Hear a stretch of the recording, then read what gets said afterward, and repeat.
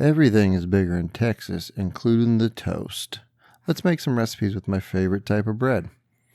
I'm starting off with bacon for one of the sandwiches I'm making later, and let's be honest, all YouTube cooking videos should just start with bacon, thick cut bacon. You know what they say, a pound of bacon a day keeps the vegetarians away.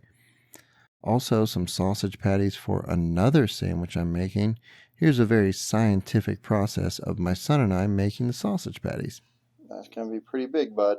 What do you think? You think that's too much? That's almost like a hamburger.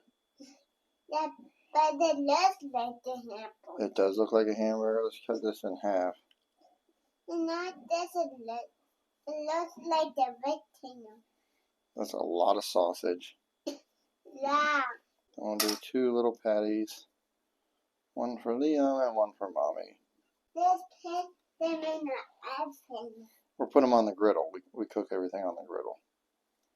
Little public service announcement. I like to flip the thick cut bacon regularly because it prevents it from curling. And honestly, no one really likes that Olympic sport anyways. I'm more of a bobsled guy myself. Take a look at this sausage patty, and yeah, my son was totally right. It looks like a hamburger, so he was correct. Griddle cleanliness is next to griddle godliness. And just so you know, we want to be around 350 to 375 for the French toast here. We're going to hit up this French toast mixture with the white trash whisk before I put the Texas toast in there. FYI, for my French toast, I usually do 1 egg per 1/4 cup of milk, then a dash of cinnamon and vanilla extract. So this one I think is 4 eggs and 1 cup of milk. Just about 15 seconds per side in the egg mixture before I flip it and throw it on the griddle. Also, I'm putting down some plain Texas toast for the sausage sandwich. And let's take a look at this French toast after about 5 minutes. And ooh, not bad. The second one, oh, there we go. Now it feels like a greasy spoon diner. That's what I'm talking about. Our plain ones are starting to look good for the sandwich. I'm just toasting those up. I'm going to put some horseradish sauce on there. I love this sauce on everything, but especially breakfast sandwiches. I wanted an over medium egg for this, but the yolk popped, and honestly, I just don't have the budget for another egg, so this is what we got, a fried egg. Sorry, times are tough. Johnny's seasoned salt. It is not the sponsor of this video, but I can see how you jump to that conclusion. A little cracked black pepper. Other 2 pieces of French toast, which are lagging behind. Go ahead and flip the old egg there. Boom, let's assemble it. Freedom cheese, fried egg, sausage patty, which thinks it's a hamburger patty. All on some delicious Texas toast with horsey sauce. It's like a breakfast sandwich from Arby's, if they made those. All right, now let's plate the French toast for my son and wife. And oh my gosh, holy smokes, I forgot to go over the filling and the blueberry topping with you. Oh, gee, amateur hour over here. All right, rewind. Let's go back here. Kitchen time.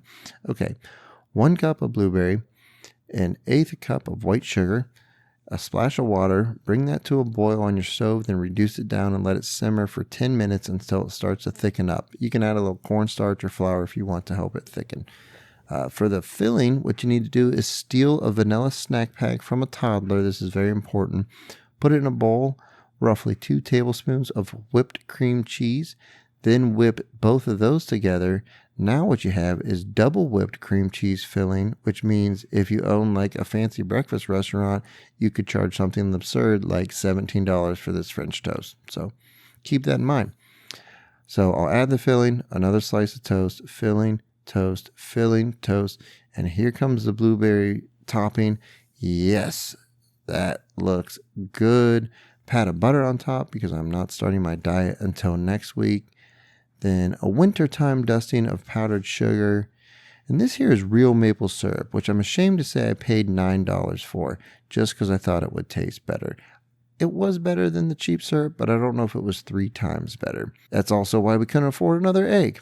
Next, we got a fried bologna sandwich. That's right. If you're too good for a fried bologna sandwich, then you are at the wrong YouTube channel.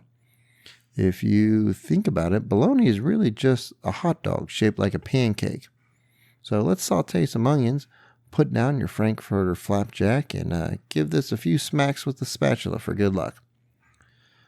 We'll go ahead and flip that hot dog hot cake after a few minutes, and we get some color on it. Also, give a nice toast on our bread. A little bit of mayo, obviously mustard, slice of cheese, onions, lettuce, tomatoes, and that's a good looking day before payday sandwich right there. Times are tough, turn to the fried bologna sandwich. What was the bacon for? A BLT, that's right. That's the bread in the toaster. I make the bacon on the weekend and then I put it in the fridge for like an easy weeknight dinner, Chop up a tomato, then smash iceberg lettuce like it owes you money. Take the core out of it. Also, this will help you get rid of a case of Mondays after work. More mayonnaise going down here. I swear, I don't have a problem with mayo. I can stop eating it anytime. You have the problem. I don't have the problem. Everything bagel seasoning, that is my favorite thing for most breakfast sandwiches, but especially a BLT. And now let's put down a couple slices of that thick cut bacon, lettuce, tomato, and we are good to go. Also, honorable mention here with the Texas toast is avocado toast. I'm not going to go over a recipe for this because it only has 2 ingredients and I just said them. I will say again, I like to use some everything bagel seasoning on this as well. And if you've never added balsamic vinegar to avocado toast, I highly recommend giving it a try. It's my favorite thing to do. It really gives it a kick. I really enjoy it. Okay, next we will melt some butter on the griddle and add some onions because we are making patty melts. Season these burgers with a little salt, pepper, garlic on both sides. Be generous. No one wants a bland burger. Season the onions too. Avocado oil is what I'm using, not because I'm fancy, that's just because it's what I had laying around. Some mushrooms. I like my griddle around 400 for these patties. Now they do shrink up a bit because I just bought some pre-made patties from Walmart, but that's okay. It's still a good looking sandwich. I'm using mayo to butter my toast. If this is your first time watching one of my videos, I apologize for the excessive amounts of mayo that's going on right now. But try toasting using mayo instead of butter next time. It's real convenient, and I think it gets a real nice color. Got a little crust form on the burger, which is nice. The onions and the mushrooms have cooked down, and now it's time to toast this bread. I toast it in the front of the griddle a lot because it's usually not as hot up there. I got some more Freedom cheese, Swiss cheese for mine. No cheese for my wife. She's going with A1 on her patty melt. And honestly, it just won't come out of the bottle. It's more stubborn than my son during bath time. First he won't want to get into the bath. Then once I get him in, he doesn't want to get out of the bath. You just can't win with 3-year-olds. Onions on top, mushrooms on top, then perfectly toasted bread from the mayo, and hers is done. Now for mine, I'm using a dressing from multiple different islands. I'm not sure exactly how many islands, but multiple islands. Onions and mushrooms for me as well. Then my burger. Press it down. These are some good patty melts. I had mine with chips, pickle, and a Dr. Pepper because I was all out of beer.